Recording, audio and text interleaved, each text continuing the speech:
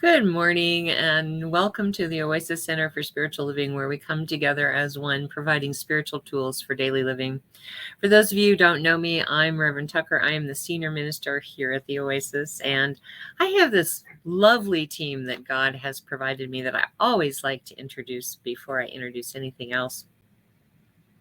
First, there is my faithful assistant, Faith, who's been my assistant since the day she was born. She used to come up on the podium, and we'd sit her on the podium while I did the announcements. And then later, she and her sister would pass out affirmation cards after the service, kind of like an usher. So 5 years ago, she became my official assistant, and here we sit. She's the one in the background that does all the answering of all your hellos, goodbyes, or hello, good mornings, highs. And she knows me well enough that she pretty much answers the way I would, and I always check back just to see if there's any other information I need to add. But for the most part, she's got this, so I don't worry too much about it. And she is our soloist. And today we're going to do Elaine Silver's The Art of Peace. Can you believe it? I remembered everything this morning. Oh my goodness. I'm so proud of you. It must be my hair. I'm not used to my hair being down. I forgot what it looked like with my hair down, but it's actually getting cool enough that I don't have to have my hair up. For those of you who don't know, I have had the summer from heck. I had no air conditioning this whole summer, so I've had to wear my hair up, and I sit and blot my face as we're doing the service. So I get to wear my hair down, and and it looks like it helps my memory. I don't know. Interesting. Maybe. Anyway, thank you, Faith, for being here. We can't do this without you, so love you. Oh, goodness. And then there is my partner in crime, the wise and powerful Oz. He prays us in and prays us out, and is available at the end for our 1-minute miracle. But he's been with me since like 1998, and he was my first baby practitioner, and then became my board president for many years, and then moved off to Florida, and we lost our ability to have him in the service. So with this software, we now have him back. He's right now in Wisconsin, where he goes for the summer. Not that I could blame him. After what I've been through this summer, I'm really sure that I could never endure a summer in Florida. Every friend I have that lives in Florida goes somewhere for the summer. Aurelia goes back to Germany, and you go to Wisconsin, and Grace used to go back to Connecticut, and Elaine goes to New Jersey. So I don't blame any of you. Snowbirds. No birds. Thank you for being here. We so appreciate you. All right. And speaking of Elaine, I like to introduce my adjunct music team as well. They don't appear on camera, but they do provide their music for us so we can do music on Sunday morning, because I really like to do a full-bodied church service. And that is Karen Drucker, who has been a music director in 3 different of our churches, and then Reverend Fairy Elaine Silver. And so we're doing her music today. They gifted us with their music, and so because Facebook will mute us if we use something that is copywritten that we don't have permission to use. So thank you to all of you. And of course, Tina, who appears from time to time, she is part of our adjunct music team as well. So thank you. Thank you. Today's topic, we've been doing the Back to Basics series, which is the first 4 chapters of our textbook. And if you're new to this philosophy, it's a great way for you to know what we teach and how to use it. And for those of you who have been around for a long, long time, just like the Tai Chi masters that do the same 7 moves their entire life, to deepen into them, you deepen into these principles the more you hear them and the more you apply them. So today is what it does. We went through the thing itself, the way it works, and now what it does. So that's what it's going to be our topic today. All right. So say hi, hello, good morning, however you want to greet us. If you're here, when I'm in a facility, I can see who's here. With this software, unfortunately, I do not have that capability. So the only way I have of knowing who's here is for you to say hi, hello, or good morning. If you're visiting later, if you're coming and viewing the video later, just say hi, just to let me know you stopped by. If you'd like to do a watch party, it's a great way for everyone of your friends to see what kind of sermons they can experience. And so you can hit that watch party button, blah, and invite them, and then you can talk amongst yourselves because you can't bother anybody. So it's a great way for people to understand what it is that we teach. All right. Okay, I invite you to close your eyes if that feels comfortable. Allow the service to uplift and inspire you as we move into our centering song.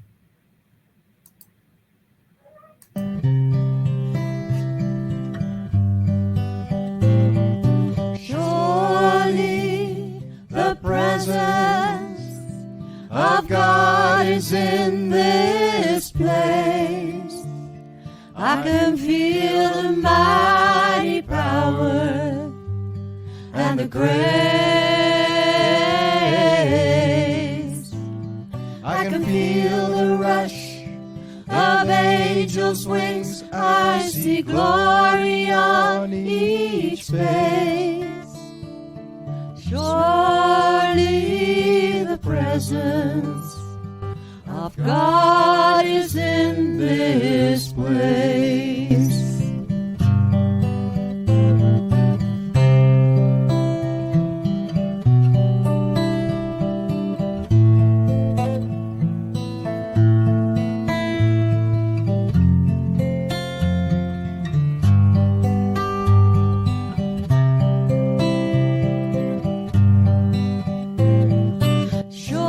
Surely the presence of God is in this place. I can feel the mighty power and the grace. I can feel the rush of angels' wings. I see glory on each face. Surely the presence of God is in this place. Right here, right now, I know that God is present, for God is everywhere and everything for all time, eternal, omnipotent, and absorbing and embracing and encompassing all of the universe and all of the possible universes, all things that are and could be, all exist within this one being that we speak of as God. And I know that that presence is right where you are right now as well, for I know that God's presence embraces us all, lives in us, as us, through us, and through all that we encounter. I know that these encounters are especially blessed today and always, and I know that they are blessed through this service. And I know that God's purpose moves through us right now, and I give thanks that it is so, and so it is. And so it is. Thank you, Oz. All right. This next song is one of Reverend Fairy Elaine Silver's also. We Are All One. She wrote it while she was in practitioner training. And it is so representative of what we teach. It's a great way to remember that you are connected to all of life. So if you don't know the words, learn them. And if you do know the words, sing it loud and sing it proud, because you can't bother anybody.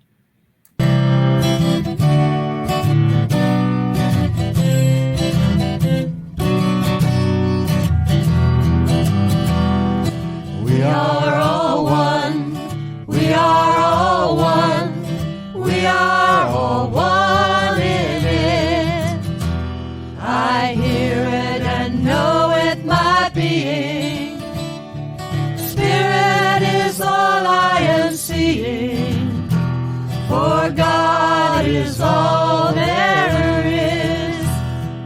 Grateful am I to be living, open to what I receive, honoring what I've been given, sharing now what I believe. I remember the oneness around me. I surrender to infinite light, knowing the love that's surrounding me is within me by day and night.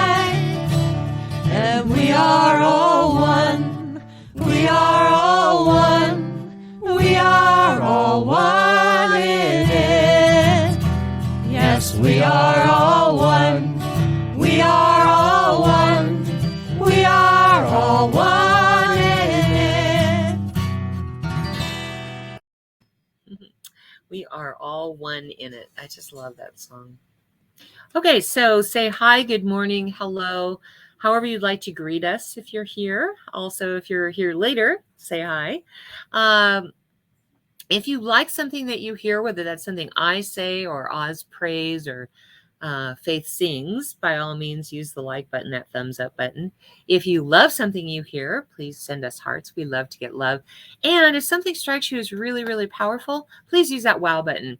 That feedback helps us to know when we're right on track. So we always like to hear that. So without further ado, here is Faith singing The Art of Peace by Reverend Fairy Elaine Silver. Thank you.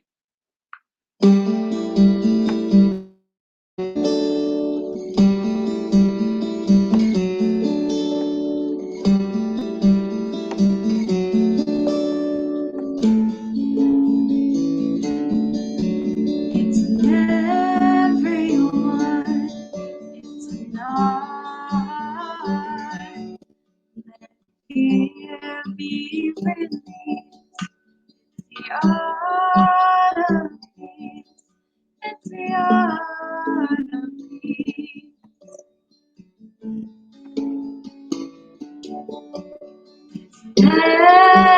Everyone. It's not. Let fear be released. It's the art of peace. It's the art of peace. Knowing co-creation is the victory to the light. Ascending to transformation, where peace is shining bright. Rise above illusion and see with spirit's eyes. Let fear and confusion, and your heart will be energized. Not everyone is an art. Let fear be released. It's the art of peace. It's the art of peace. Peaceful coexistence.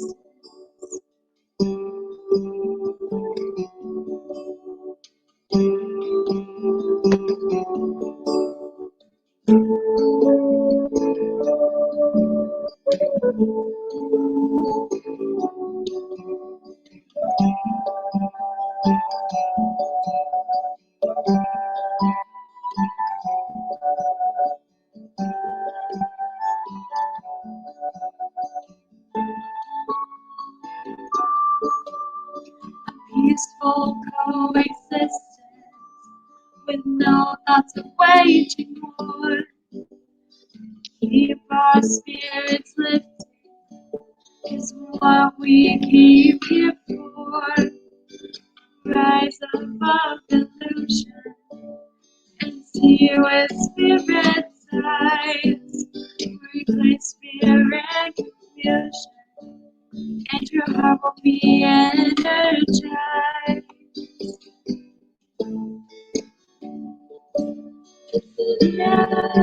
Everyone, it's an art. Let fear be released. It's the art of peace.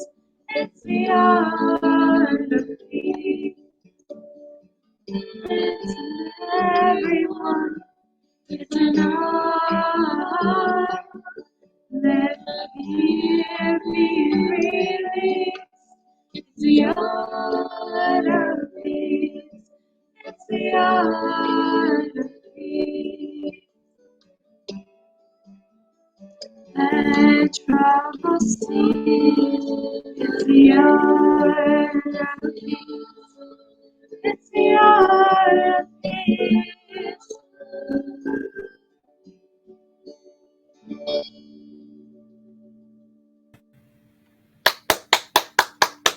Thank you, Faith. All right. The art of peace. That's really what we're talking about here, is the art of peace. the path of peace, whatever. Okay, so for those of you just tuned in, we are doing the Back to Basics series. We are on week 3. It's the first 4 chapters of the Science of Mind textbook. The first is the thing itself, which we said there's an indwelling presence within each of us that is the thing itself. And our bodies and our lives have this divine blueprint that is the truth about us because God flows through us. And then the second week, we talked about the way it works, which is love and law. And the nice thing about the love and law is that love is impersonal. You know, we don't flag down cars to hit us because there's no 911 God that we call. God trusts us enough to exercise our own free will. And so there's no one to come and rescue us. So we believe in a God that loves us and allows us to make mistakes because we have free will. And we believe in a law that is impartial, which means it works for everyone, regardless of color, gender, orientation. Just like gravity as a physical law works for everyone, electricity is another one. No matter who flips that light switch, it's going to turn on. The spiritual laws are the same. They are impartial, meaning that anyone can use them.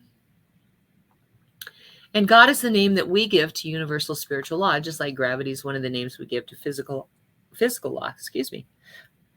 I always get the hiccups. I don't know what's going on. I must breathe in too much oxygen or something because I breathe in, I like before I'm going to talk. I don't know. So today's topic is what it does. And I like this little acronym, Poppy, maybe. I don't know.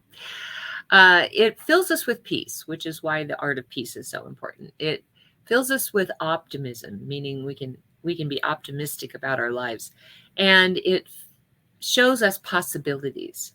And we live in integrity. And I'm going to go through each one of those here in a minute, but that's really what I think it does. It transforms us versus change. Change is something that, we could change and change right back if we just changed. But once we transform, there's no going back. And so transformation is much better, I think, than just change. And so what this teaching allows us to do is actually transform our lives, transform our minds and our hearts, and really, truly become that God presence that we are, the thing we're made of, right? And so I lived most of my life, for instance, as a separate being all the time. Like who I was at work was different than who I was out on the street or who I was with my family and friends or who I was in private. I was different everywhere I went. And Dr. Fred Vogt, one of my mentor ministers, used to say, I'm the same guy you meet on the street as I am in the pulpit. And I really strived for that because I really recognize that I can't be in integrity with who I am if I'm always being someone else, right? Somewhere else, right? And so I strive now to be that same person that you see on the screen as I am with my family and friends, the close friends that I have, and anyone out on the street that I would meet. I strive to be that same person. And so that's why I say what it does brings integrity. See, we are human doings. And I say it that way because, we refer to each other as human beings, but what's really true is if we're made of God, if God is what flows through us, if that is the truth about us, then we are spiritual beings, not human beings, right? We are spiritual beings having a human experience. And again, that's about an integrity. It brings us to the oneness of all life when we really think about it, because if we are acting in integrity, if we are who we are all the time, no matter who we're around, if we're in integrity that way, then we understand the oneness. Like we are connected to it all, to all of life. And God runs through all of life the same, right? It's impartial, it's impersonal. God runs through it all. And so that's how I believe what this teaching does is bring us integrity.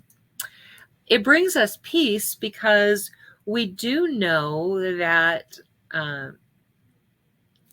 if I am to embrace the fullness of God, if I am to embrace the idea that God flows through me, that the whole Garden of Eden story is improbable in my mind, because there's no way God could not know what's going on. So they were hiding from God, and they were hiding things from God. And I don't believe that's a probability. I think that if God is running through us, and that's what I believe, if God is running through us, then there's no getting away from God. There's no hiding anything from God. And for some people who may have thoughts that they aren't proud of, that may be something that they're concerned about. But I find it very comforting, actually, to know that I am never left alone, that there is no such thing as alone.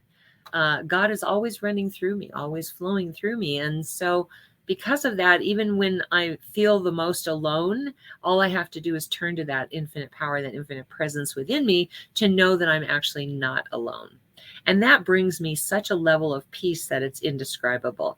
I never have to think about, what it's like to be alone. I've never had kids, so my years ahead, I'm 60, I'm going to be 67 in December. My years ahead can be kind of filled with apprehension sometimes, because I realize I don't have any kids to take care of me. So I look to the example of, and I don't know that I'm this beloved, but there was this practitioner, I'm trying to remember her name now, that was so beloved.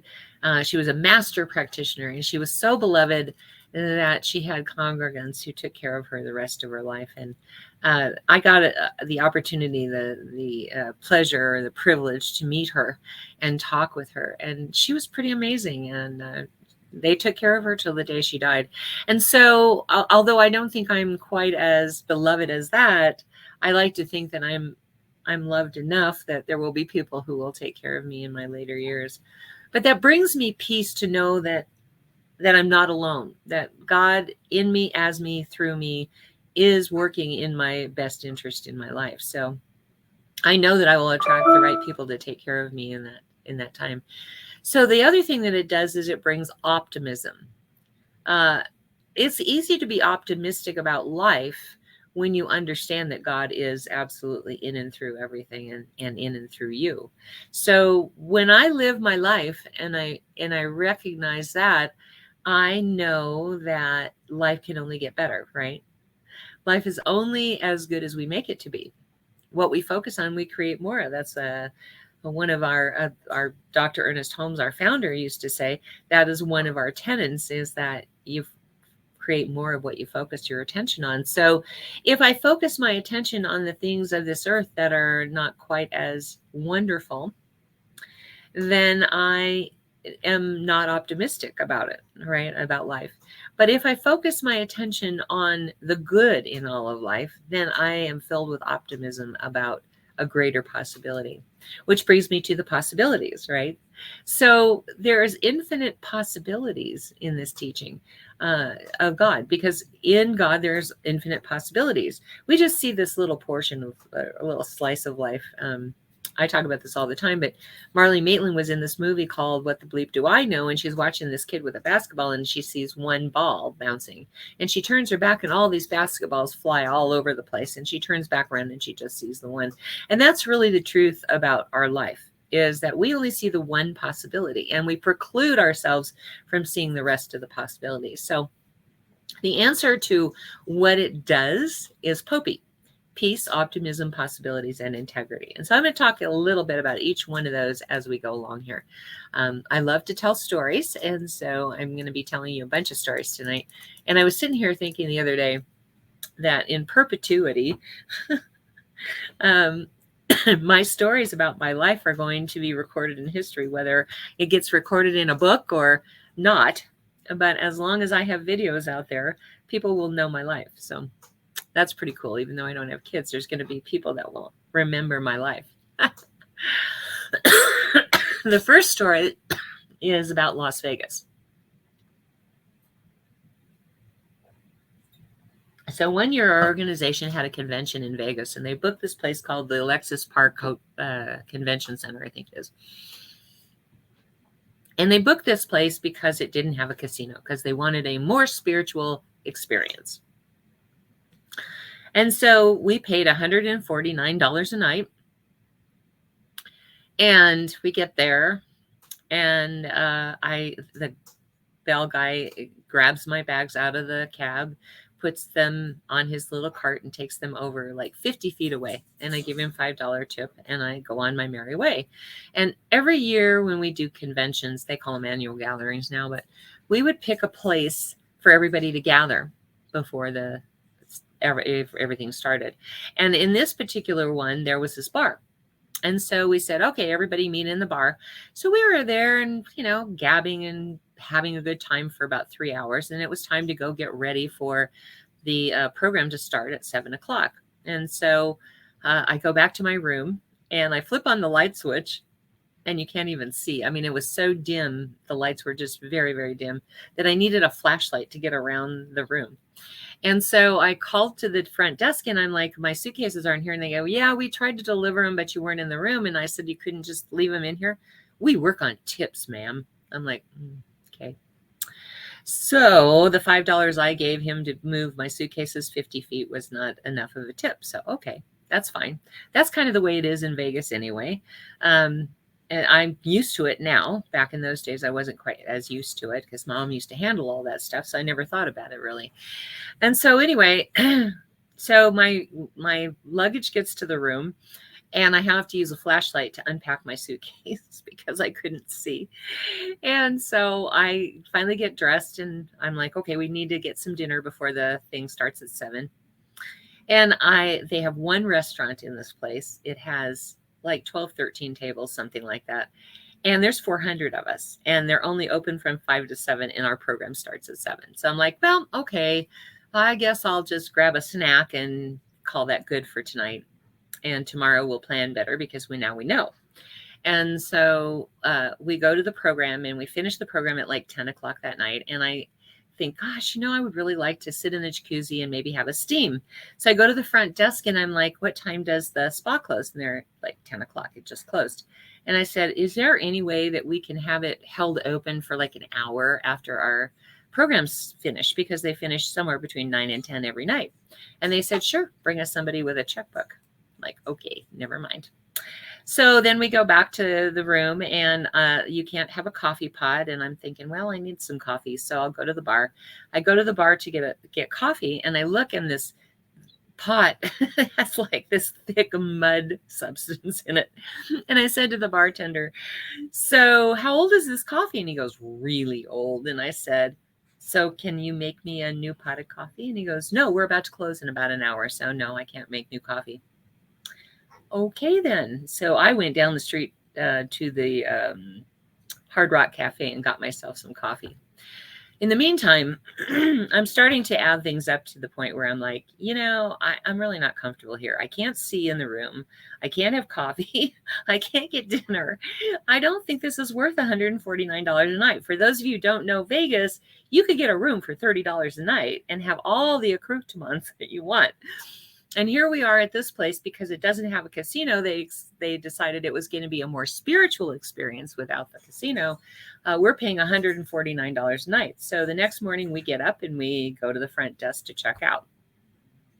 And there was a whole bunch of people in line to check out. It wasn't just our experience. It was their experience too. So the organizers are like, well, you all can't check out because if you do, we don't get the conference rooms for free. And we're like, yeah, well, they're not really free. Like we're paying for those conference rooms. So we check out, we go to the Sahara, $30 a night. There's a 24-hour coffee shop. You can get steak and eggs for like $6.99, $5.99, something like that. You can have a coffee pot in the room. There's a casino for those that don't want to go to bed early, whatever. And with the savings of the difference between $149 and $30, we were able to rent a car to go back and forth with. So we go back to the hotel or back to the Alexis Park, and we're in the lobby, Dr. Kathleen Vogt and a couple of others. And we're sitting around kind of laughing and talking about this whole experience. And the organizers are getting really upset. And they're like, but it's more spiritual because there's not a casino. And God bless our teenagers. Kristen, one of our teenagers at the time, she's now a grown woman, but at the time said, Isn't God in the casinos and the slot machines and the tables? And don't we teach that God is everywhere? And Dr. Kathy and I are rolling around on the floor laughing at this point. And the organizers are getting mad because, leave it to teenagers to tell you the truth up in your face, right? But they had been trained in that their whole lives. And we're like, yes, absolutely. God is in everything. Absolutely everything. There is no place where God is not. Kristen, you got the point. The organizers were not happy. Like I said, we were paying for those conference rooms. They just made it sound like it was for free. But we divide the world into spiritual and not spiritual. And then we begin to not have a spiritual experience, right? Because really, truly, everything is spiritual. And what I think this teaching does is to allow us to have a spiritual experience no matter what we're doing. That's the truth of life, is that we can have that spiritual experience no matter where we are or what we're doing, because God is in and through all of life. Dr. Ernest Holmes, our founder, said, every man stands in the shadow of a mighty mind, pure intelligence, and a divine givingness. Yet we allow ourselves to be distracted by a world that is filled with the appearance of limitation and disappointment. See, sometimes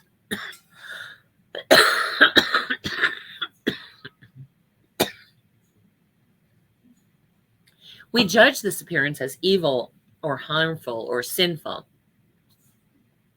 In New Thought, we call it the dark side or the shadow material. In the Native American tradition, they call it the shadow world. Darkness is only the inability to see. It doesn't have a life force of its own. And it certainly does not have anything to do with God. It has everything to do with our ability to see. See, cats see in the darkness, right? You can put them in a totally dark room and they see just fine. And truthfully, we humans have created things like scopes and flashlights so we can see in the dark. But the darkness is still there, whether we can see or not. If God is always there, whether we see it or not, whether we feel it or not, whether we acknowledge or not, it is always there. And so we just have to, on faith, recognize that it is always there. Now, I say take it on faith, meaning we're not one of those faith traditions that says, just have faith. We don't ask you to leave your mind at the door. We talk to you about how you can prove to yourself that God exists, right? We call this the laboratory of life. So we can do our own exercises, our own experiments, so that we can see that God is always there, even in times of darkness. So if God is all there is, then it's part of our makeup. And like I said, the Garden of Eden story is very improbable because God is always there. It's always in us. It's always working through us. It is always involved in our life, and our awareness of it evolves as our life evolves. But we have to be willing to allow it to work through us instead of looking for that rescue 911 God, right? Hey, God, got a problem. All right, I'll be right down, right? That's the way we see God. And truthfully, it's a divine intelligence that runs through us. So there isn't anyone to call and say, hey, can you come rescue me out of this experience? We have free will. So that means that we can have whatever experience we want. Now, I say that in rabbit finger quotes, because there is a part of us that believes that's the experience we should have, right? It isn't that we consciously want it. It's that some part of us subconsciously wants that experience. And until we resolve what is in that subconscious material, we're not going to get what we want, what we truly, truly want. We do an exercise. There's some of the workshops that we do. We do this exercise of like, what do you want? And the person will answer and we'll say, but what do you want? And then they'll answer and we say, what do you want? And the whole idea of that is to get to the actual want, because we think we want things. We think we want a person. We think we want yada, yada, yada. We want this sum of money we want. But what we really want at the bottom of all of that, we want to feel loved. We want to feel prosperous. We want to experience peace. We want to have a harmonious life. We want to have a life that without struggle. That's what we really want out of life, right? And so getting to that place of understanding what we really want is the point of all of it. And asking God to come rescue us out of an experience doesn't take us to the place of what that actual want is. It takes us to the place of depending on some outer source to solve something for us. And like I said, we don't believe in that kind of God. But when we realize that the universe is a universal of spiritual goodness, that's when we begin to experience life as good. For instance, I had this job at Scientific Software years ago. It was like in the 80s. And I knew that I had to go. I literally was so miserable that I would get up in the morning and think, oh my God, I have to go to work. I don't want to go to work. Oh God, I can't stand that job. And yet I wouldn't leave because I was afraid that I wouldn't have another job. I was afraid of the consequences of leaving that job. So I stayed and I was miserable. And everyone around me was miserable because I was so miserable. But it was a setup. See, had I gone into the job going, this isn't the perfect job, but I'm going to make the best of it. I'm going to make it work. If I had gone in with that attitude, everything would have probably been fine. But no, I had to go in with a sourpuss attitude and take offense at everything anyone ever said to me and really just, expect the worst. And so I had the worst, right? I had the worst experience. And then Scientific Software merged with Intercomp, and I was an assistant technical writer. And I didn't have a degree. And Intercomp had an assistant technical writer that had a degree. So, of course, I was the one that had to go, right? Because they were getting rid of all the duplicates in the organization. And so my poor boss, I felt so bad for him, not the boss that was the technical writer, but the boss of the whole office, calls me in and he's apologizing to me and he's stepping all over himself, feeling bad about it. And I was comforting him. It's okay. I'll be fine. I'll get another job. Everything will be fine. You don't have to worry about me. I totally understand where you're coming from. I'm not angry with you. And so after that, they called Lynn and I said, okay, I got laid off today. And so he came and we packed up all my personal items out of my cubicle and put them in the car. And we went to go see The Empire Strikes Back, which was the very first Star Wars movie. And it was the first day. So, of course, we're standing in line forever. I think we were in line for 2 or 3 hours waiting to get into this theater. But as I'm standing in line, I'm realizing that for the first time in a long time, I'm breathing. I feel free to breathe. I feel free to just have the experience of standing in line, right? And I realized something, that I had created an awful experience by my attitude that I had about that job, that I needed to leave a long time ago. And had I had the right attitude, I probably could have found a job before I actually even left, because I've had that experience as well. I've had a couple of different jobs where, as I was going through the experience, I was like, this is not actually the job that I want, but I'm going to make the best of it. And when I did that, I could identify the things that I didn't like about that job so that I could focus on what it was I wanted in the new job and was able to create a new job before I actually left the old job. So it's good for us to recognize that in a universe of spiritual goodness, when we focus on that, we begin to experience life as good. I'm not saying, if you're really miserable in your job, you're like, oh, yay, I get to go to work today. That's not what I'm saying, because you can't really fake that. But what you can do is you can say, I'm grateful that I have a job. I'm grateful that, and think about something that was good, that's good about that job. Try to focus on that, but also focus on what you want in a job instead of how much you hate the job, right? So that was that story. Now, I have another one that is so perfect as an illustration of this example. When I was with Sacred Circle, I was board president, and board presidents don't get a vote unless they need to break a tie. And this woman on the board had this cabin up in Aspen Park that she offered as a place for us to do our annual retreat. Now, I'm a city girl. I don't do camping. I just don't. That's just not what I do. But it was unanimous. Everybody wanted to do this retreat up in the mountains in October. And so late October. And so she warned us. She's like, okay, don't get out of your cars prematurely because the moose are mating and the bears are getting ready for hibernation. So it's a dangerous time to be outside of your vehicle. Okay, fine. Well, I was in such resistance to the whole thing because this cabin had no running water, no electricity, and there was only 2 beds, and there were like 7 of us. So she said, bring a lantern, bring a gallon of water to sloosh down the toilet, and bring a sleeping bag to sleep on the floor. Well, being a city girl, that was not going to work for me. So my idea of camping is an RV that has everything, a bathroom, a shower, all of that, a bed. That's my idea of camping. So I got a cabin in Aspen Park proper for the night. They were all out of the little cabins. So I ended up with a 20-person cabin, but I'll talk more about that later. And so being in resistance to this whole idea, of course, I procrastinated to the last possible moment. And by then it had started to snow, right? And it was really coming down.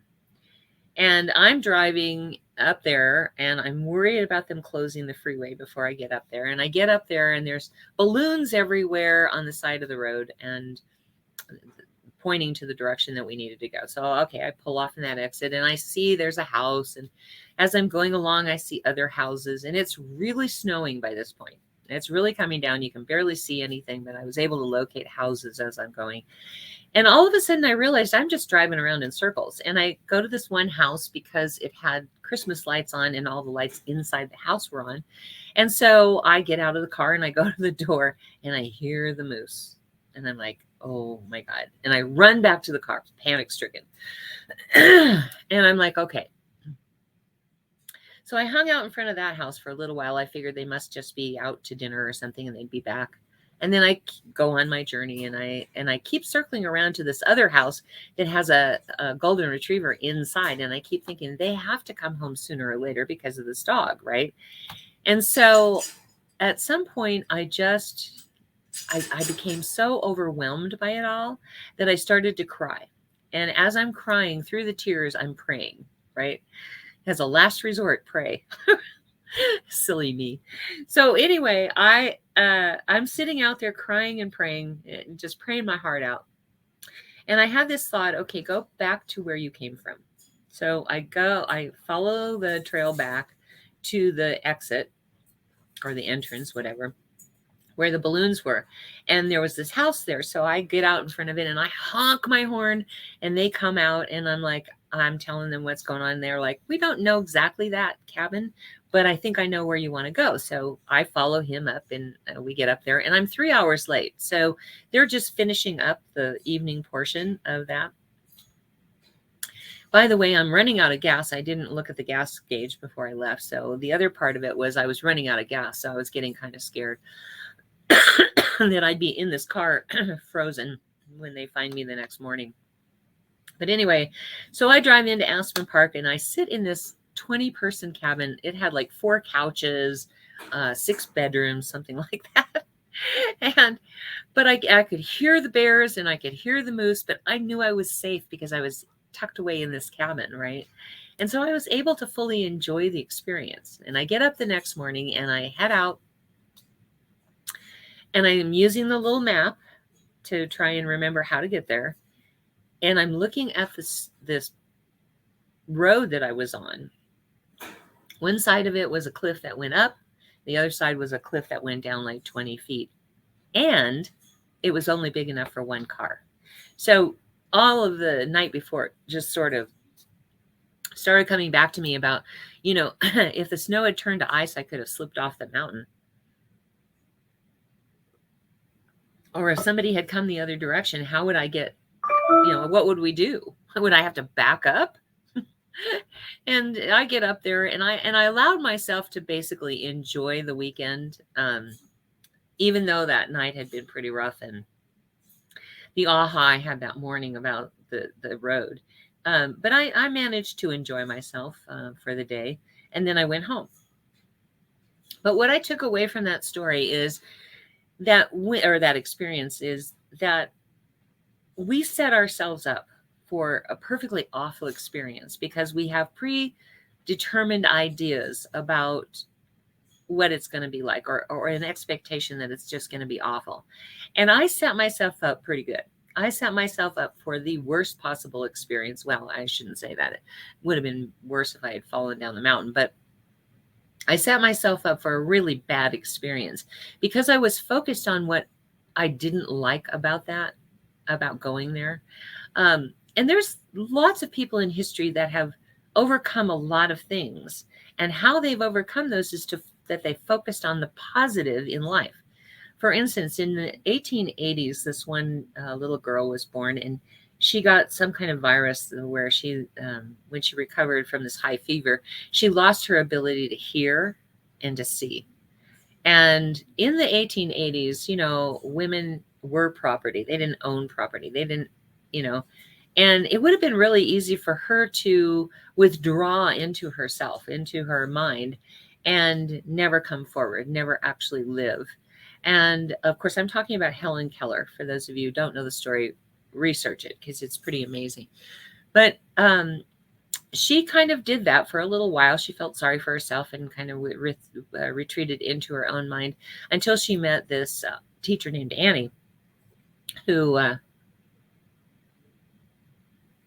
using the palm of her hand, taught her sign language so she could communicate. Well, Helen Keller went on to not only graduate from college, which was unheard of in that day, but she went on to inspire the world. And she had such an impact on the world. Like another one is the notorious RBG. I always want to say it RGB for some reason. RBG, Ruth Bader Ginsburg, the Supreme Court justice that died a few years ago. She had made her mark on the world by getting women rights, and her whole thing was on the basis of sex. You can't discriminate. There's actually a movie that you can see on your streaming service called On the Basis of Sex. And that's about Ruth Bader Ginsburg's life, the incredible RBG. I would like to think that somehow I will leave a legacy. That's why I say, like, when people look at these videos 20 years, 100 years from now, maybe, I want them to think of me in that light, that I did something to help the world. See, our life is a gift from God, and we can either use that gift for ourselves or we can use that gift to help others. And that's our gift to God, is what we do with it. So I think that I try to use my gift for others. I try to use my gift in such a way that I inspire and uplift other people so that they have a much better experience of life. But that's what the Science of Mind does for us. It removes the limitations, the loneliness, the expectations, the disappointment, and the idea of arbitrariness of the world. The world isn't arbitrary. It appears that way at times, but it's really not arbitrary. We live in a changeless reality we live in a changing reality with a changeless power underneath that makes sure that we have something to count on, right? And it's our ability to perceive that power that makes a difference. For instance, there was a movie years ago called Separate But Equal, where Sidney Poitier was in the role of Thurgood Marshall, an attorney in South Carolina. And it started because this one kid was having to walk 3 miles to school and 3 miles back, this little black kid. And so, he was looking at the white kids getting bused to somewhere else. And his family decided to pursue this to see if they could get him to be bused with the other kids. Because he would have to leave at like the break of dawn and not get back until way after it was dark every day from school. And so they hired an attorney, Thurgood Marshall, and he ended up arguing before the Supreme Court in South Carolina. And basically what it was is he had this psychiatrist who came in, and he had this group of children, Black children, and he showed them a white male doll, a white female doll, a black male doll, and a black female doll.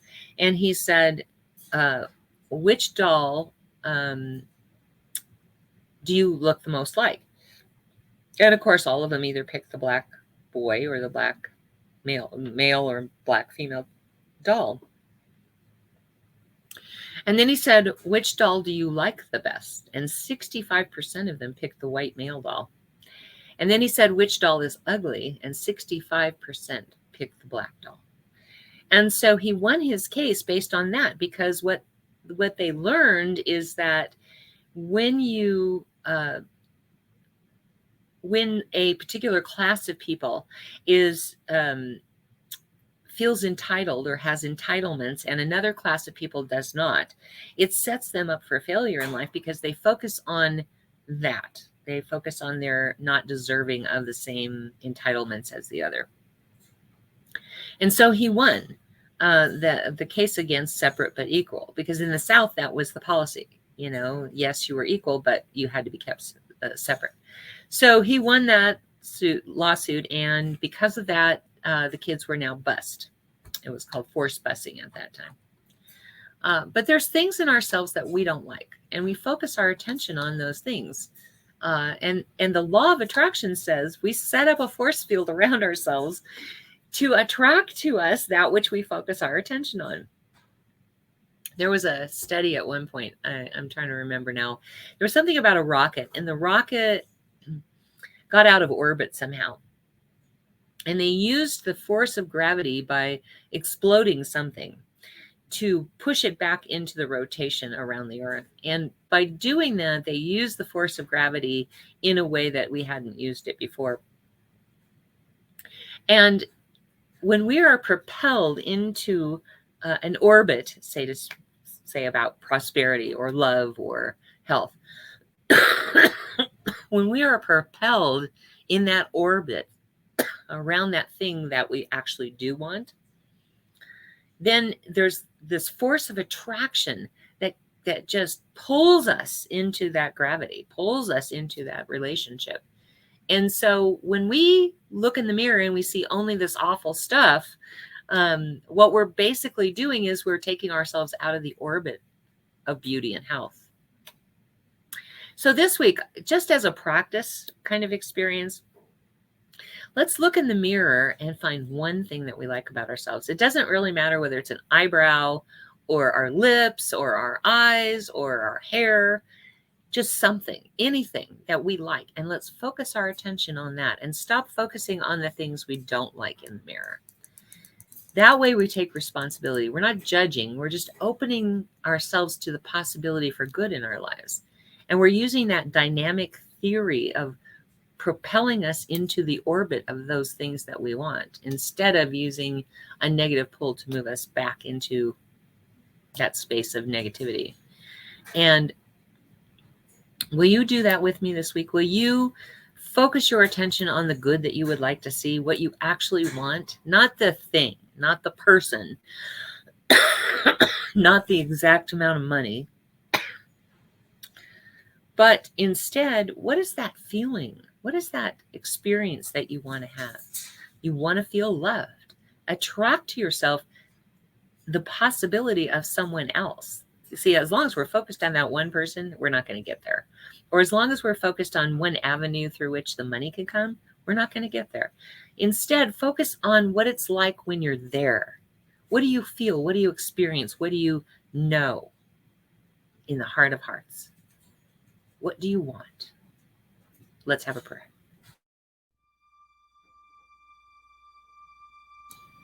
I now move my awareness to the infinite power, the infinite presence of God, to that place within me that knows beyond human understanding just how powerful, how beautiful God is.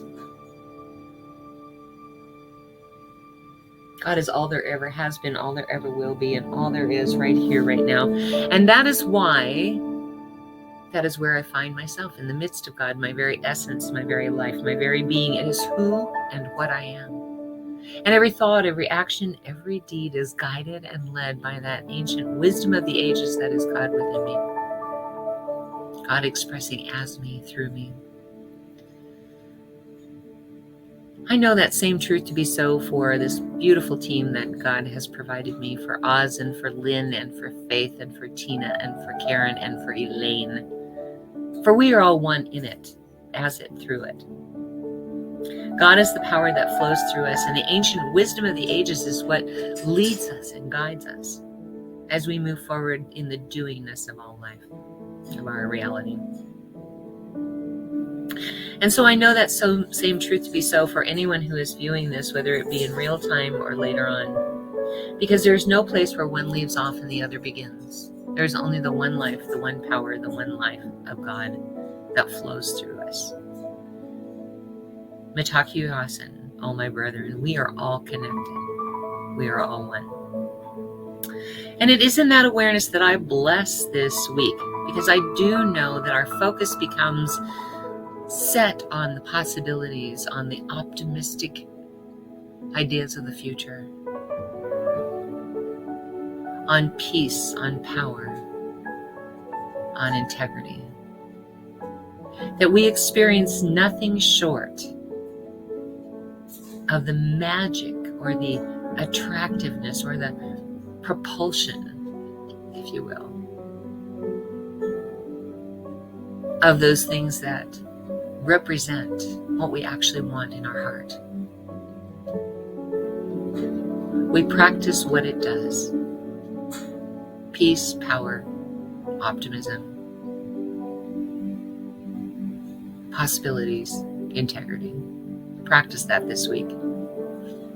And that is our experience, as it is for every name that is in the ministry of prayer this week. Because I do know that whatever condition they are experiencing, God has the power to shift it to an experience they wish to have. I pull back the veil right now and expose those possibilities. Expose that greater reality that is God within. I accept it in their names as good and very good. My heart fills with gratitude to know this is so, and I just let it be. And so it is.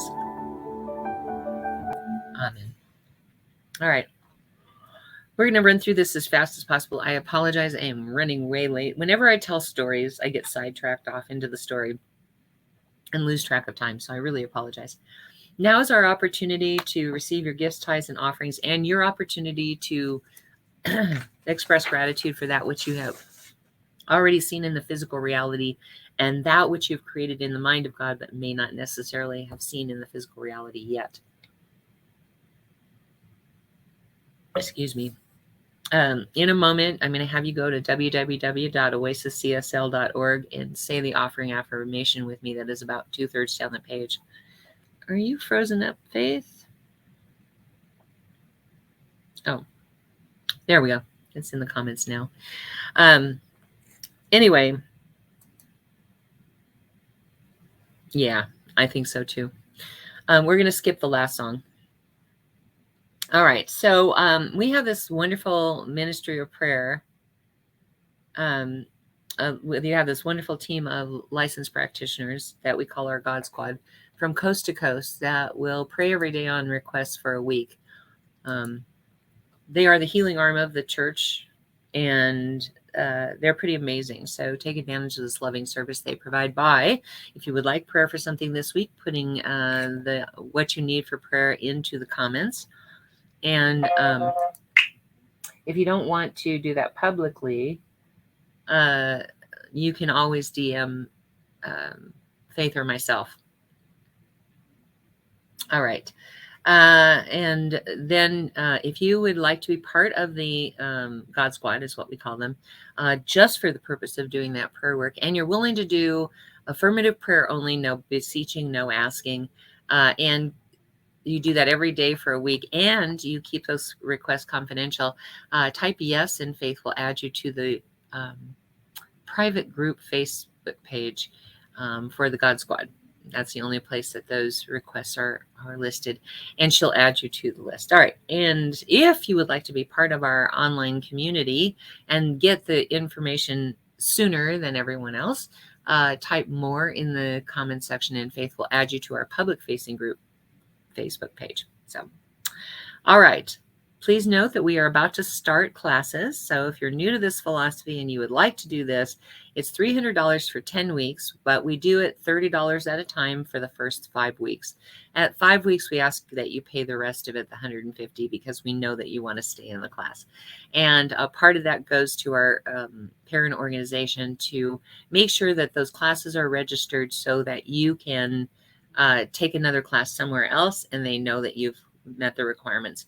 But really, if you've enjoyed this series, if you have been tuning in for the last 3 weeks and you've enjoyed the series, this is the way we teach you to use these principles to have the experience of life that you want to have, specifically designed for you.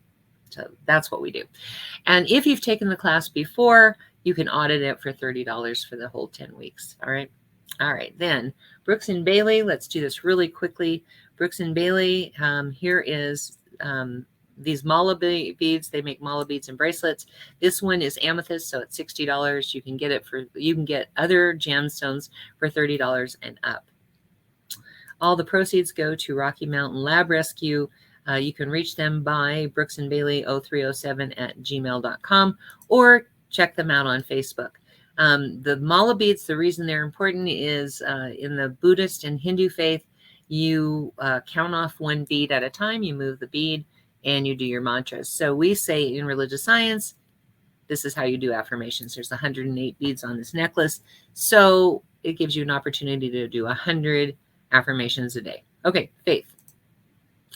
And please check out my metaphysical shop. We have intention jars, kits to build them yourself, as well as bath salts, all helping you work on various intentions. The website no longer works, but please feel free to check us out on social media and DM us to order. Perfect. Thank you. And then we have an adjunct business from Angel Renee, who has intention candles and these tea bags that you can put in your bath that help you focus on your intention. The smell is wonderful, apparently. I can't do any of that because I have so many allergies, but my understanding is they're wonderful. All right. We like to support those who support us.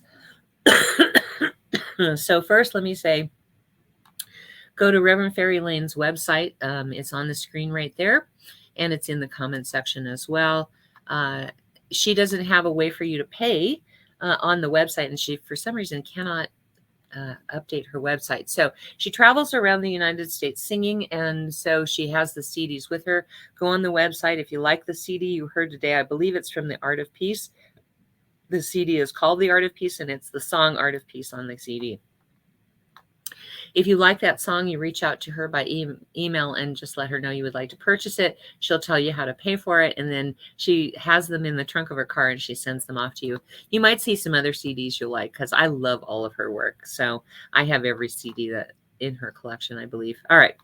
And then we have Karen Drucker. Karen Drucker's website does work. You can buy it by the song. You can buy it by the CD.